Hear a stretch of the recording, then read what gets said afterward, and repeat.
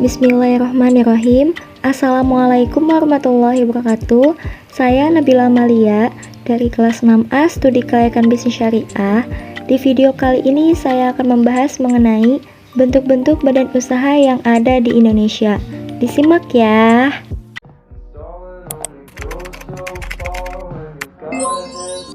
Yang pertama, perusahaan perorangan. Perusahaan perorangan adalah suatu badan usaha atau perusahaan yang dimiliki dan dikelola oleh pengusaha perorangan atau individu. Contohnya seperti usaha jasa cuci mobil, usaha jasa bengkel, perusahaan bisnis waralaba, dan lain-lain. Ciri-ciri perusahaan perorangan. Yang pertama, pemilik perusahaan adalah individu. Yang kedua, permodalannya tidak terlalu besar dan bisa melibatkan harta pribadi. Yang ketiga, sistem atau cara mengelola usahanya sederhana. Keempat, perusahaan perorangan dapat dipindah tangankan sewaktu-waktu. Yang kedua, firma. Firma adalah suatu bentuk persekutuan badan usaha untuk menjalankan dan mengembangkan usaha antara dua orang atau lebih dengan nama usaha bersama.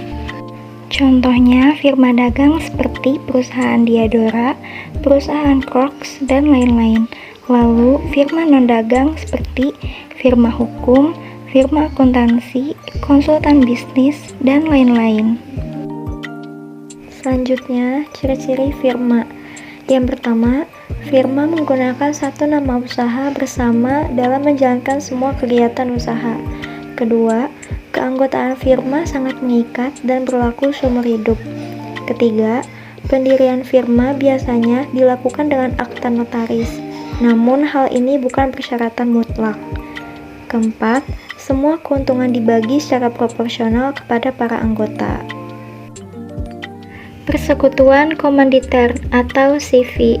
CV adalah badan usaha yang dibentuk oleh dua orang atau lebih, kemudian mempercayakan modal yang dimiliki kepada dua orang atau lebih untuk menjalankan perusahaan sekaligus dipercaya untuk memimpin agar tercapainya cita-cita bersama dengan tingkat keterlibatan masing-masing anggotanya berbeda.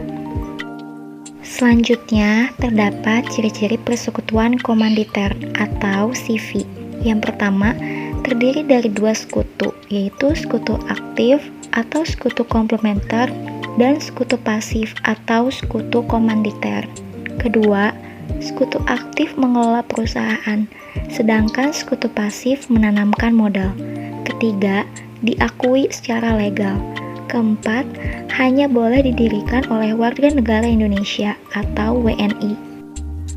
Perseroan terbatas atau PT. PT adalah badan usaha yang dilindungi oleh hukum dengan modal yang terdiri dari saham. Seseorang dikatakan sebagai pemilik PT apabila memiliki bagian sebesar dari jumlah yang ditanamkannya. Selanjutnya, ciri-ciri perseroan terbatas atau PT. Yang pertama, PT tidak memperoleh fasilitas apapun dari negara. Kedua, direksi adalah pemimpin utama perusahaan PT. Ketiga, PT memiliki fungsi komersial dan ekonomi. Keempat, setiap pemegang saham memiliki tanggung jawab atas perusahaan sebanyak modal saham yang ditanamkan. Kelima, PT didirikan untuk mencari keuntungan. Perusahaan negara. Perusahaan negara adalah badan usaha yang seluruh atau sebagian modalnya dimiliki oleh pemerintah pusat. Perusahaan negara ini disebut dengan Badan Usaha Milik Negara atau BUMN. Contohnya seperti PT Bank Syariah Indonesia, PT Kimia Farma, PT PLN, dan lain-lain. Selanjutnya, ciri-ciri perusahaan negara. Yang pertama, sebagai sumber pemasukan negara. Kedua, risiko-risiko ditanggung oleh pemerintah. Ketiga, memiliki tanggung jawab untuk menyediakan produk serta memberikan pelayanan kepada masyarakat. Keempat, diawasi dan dikendalikan oleh pemerintah. Kelima, saham bisa dimiliki oleh masyarakat, tetapi kepemilikan masyarakat dalam BUMN dibatasi hingga 50%. Selanjutnya, badan usaha yang ada di Indonesia yaitu koperasi. Koperasi adalah badan usaha yang organisasinya didirikan untuk memberi kesejahteraan pada anggotanya. Tujuan memberi kesejahteraan tersebut lebih kepada sektor ekonomi. Koperasi dibentuk dengan asas kekeluargaan, karena koperasi akan memprioritaskan anggota di dalamnya.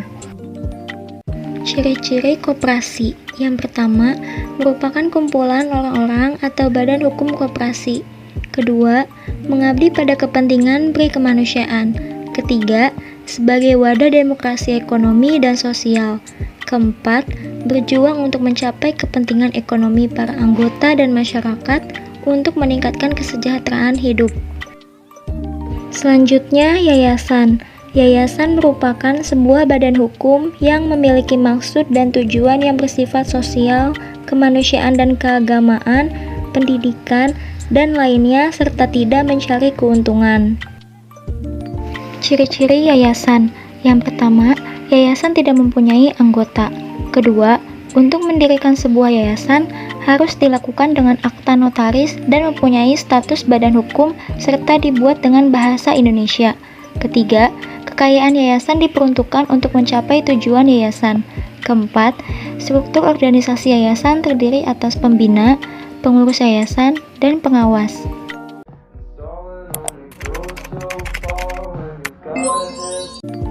Perbedaan CV dengan PT. Yang pertama, CV hanya terbatas pada perdagangan, perindustrian, perbengkelan, pertanian, percetakan, dan jasa. Sedangkan PT dapat melakukan semua usaha sesuai dengan maksud dan tujuan pendiriannya. Contohnya seperti perdagangan, kontraktor, pariwisata, dan lain-lain. Kedua, CV merupakan bentuk usaha yang bukan berbadan hukum, karena tidak ada peraturan tertentu yang mengaturnya. Sedangkan PT berbentuk perusahaan yang berbadan hukum dan pendiriannya diatur dalam Undang-Undang Nomor 40 Tahun 2007 tentang Perseroan Terbatas atau PT. Perbedaan PT dengan perusahaan negara. Perseroan terbatas atau PT yaitu suatu badan hukum yang menjalankan usaha dan memiliki modal terdiri dari saham-saham yang pemiliknya memiliki bagian sebanyak saham yang dimilikinya. Sedangkan perusahaan negara merupakan aset dari negara. BUMN sahamnya sebagian besar dimiliki oleh negara. Selanjutnya, perbedaan firma dengan PT. Firma didirikan atas modal bersama atau pemilik dua orang atau lebih dan tidak diatur dalam undang-undang. Sedangkan PT didirikan atas dasar modal sendiri atau pemilik satu orang dan pelaksanaannya diatur dalam undang-undang. Perbedaan koperasi dengan yayasan. Koperasi merupakan badan usaha yang berlandaskan asas-asas kekeluargaan serta bertujuan untuk mensejahterakan para anggotanya. Sedangkan yayasan adalah suatu badan usaha tetapi bukan sebuah perusahaan karena tidak mencari keuntungan. Yayasan ini didirikan hanya untuk kepentingan sosial dan berbadan hukum.